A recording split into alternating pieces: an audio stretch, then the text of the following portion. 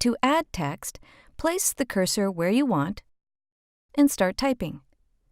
To replace text, select it and type what you want. A quick way to change a single word is to double-click it. To select a whole line, click to the left of it.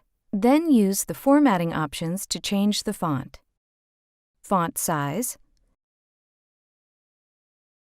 font color,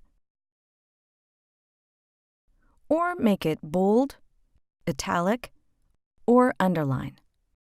You can even copy the formatting. Select Format Painter, and then select the text you want to apply the same formatting to. These options are also available on the ribbon.